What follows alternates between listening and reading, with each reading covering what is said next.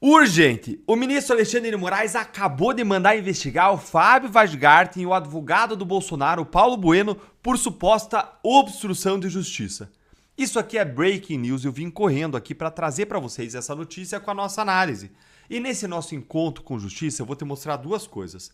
Primeiro, que história é essa de incluir o Fábio Vaz Garten e o advogado do Bolsonaro em uma investigação por obstrução de justiça, hein? E no segundo ponto, eu vou te trazer a minha análise jurídica sobre esse caso diante daquilo que já saiu até agora e eu já adianto. Esse caso é muito mais cabeludo e nebuloso do que você imagina. Bora então direto ao primeiro ponto com essa breaking news que saiu aqui no G1, olha aí. Moraes manda a PF ouvir Fábio Vaz Garten e advogado de Bolsonaro por suposta obstrução de investigação do golpe. Gente, isso aí é surreal. Não vai sobrar um advogado no Brasil. Moraes vai mandar prender todo mundo, vai mandar investigar todos os advogados dos réus do caso do golpe. Bora resumir aqui a notícia para vocês. A Polícia Federal enviou a Moraes informações obtidas do celular de uma das filhas de Mauro Cid, uma menina de menor de idade, de 14 anos, que mostraram que o Fábio Vaz Garten, que foi advogado e assessor de comunicação do Bolsonaro, fez uma, aspas, olha aqui, ó, fez uma intensa tentativa de falar com a família e com Mauro Cid, diz a Polícia Federal. Já o Paulo Bueno, advogado de Bolsonaro, ele teria feito uma tentativa de falar com a mãe do Mauro Cid. Olha aqui, ó.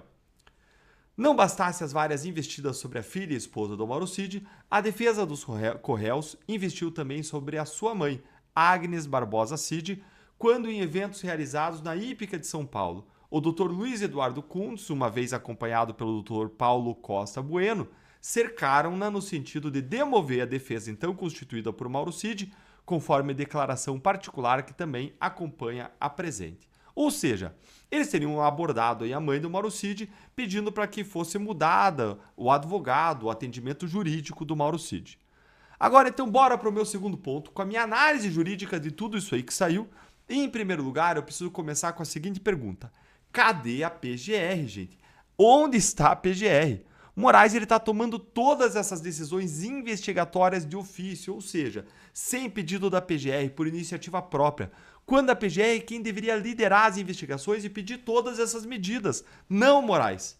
O Moraes ele é juiz, não é acusação, nem é polícia. Mas Moraes é quem está fazendo tudo isso, praticamente substituindo a PGR e a polícia.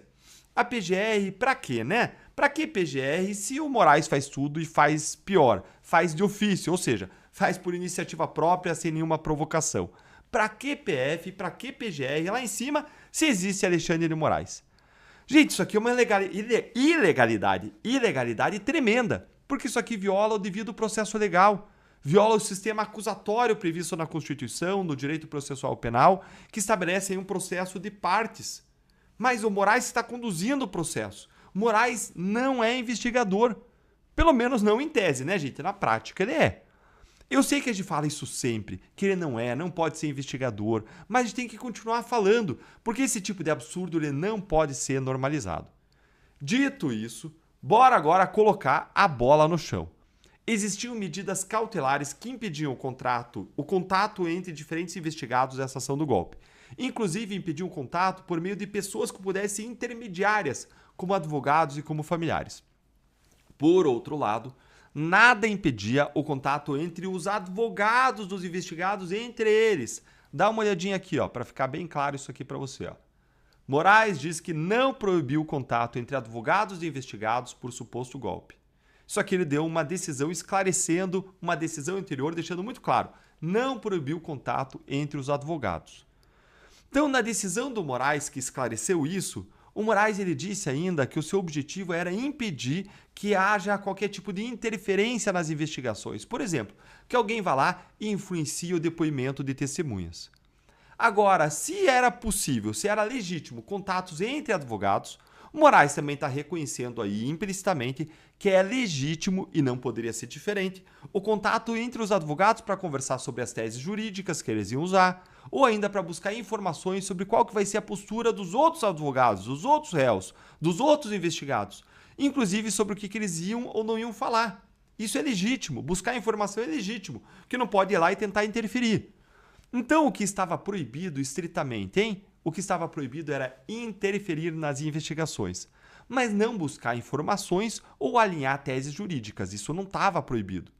E agora surgem indícios que foram entregues pela Polícia Federal ao Supremo Tribunal Federal de que os advogados do Bolsonaro teriam buscado o Cid por meio de familiares. Não importa aí se buscou por meio de familiares ou não, mas a questão é qual é o objeto, qual é o assunto desses encontros, dessa busca.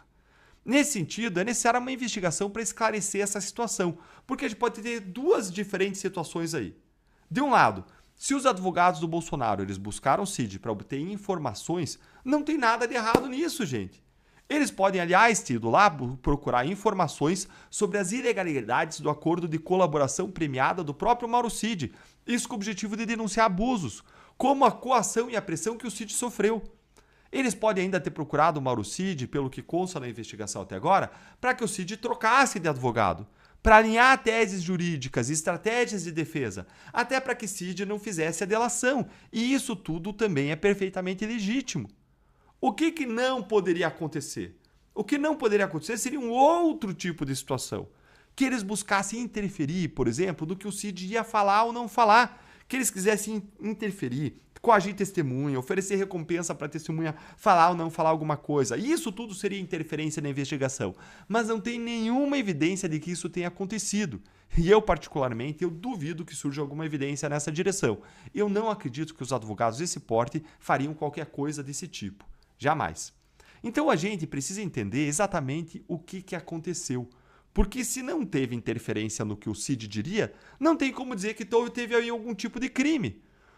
O que tem aponta no sentido, aliás, de que não houve de fato crime. Deixa eu recuperar aqui com vocês aqui dois fatos para a gente lembrar o contexto.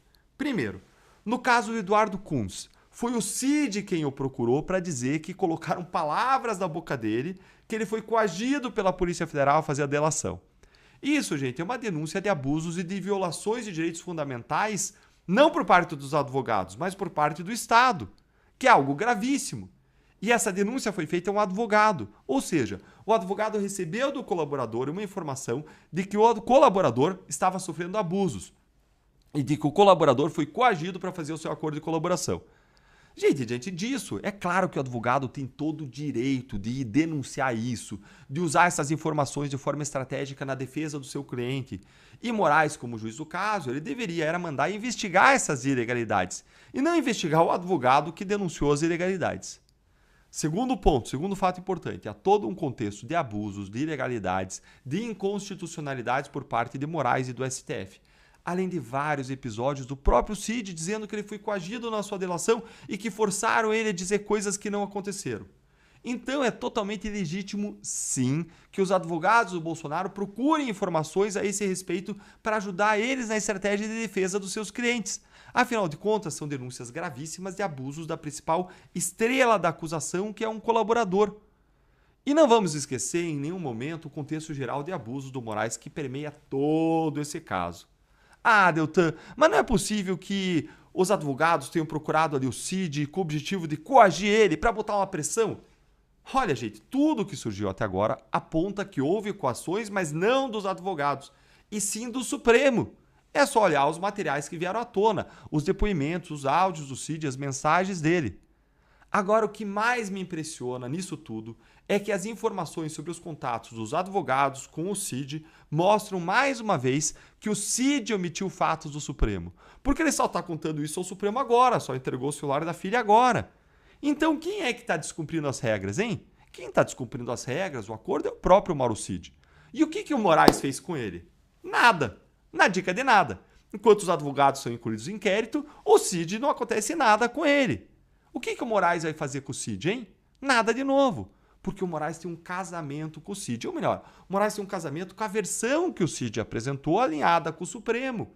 Porque o Moraes precisa disso para pegar o Bolsonaro.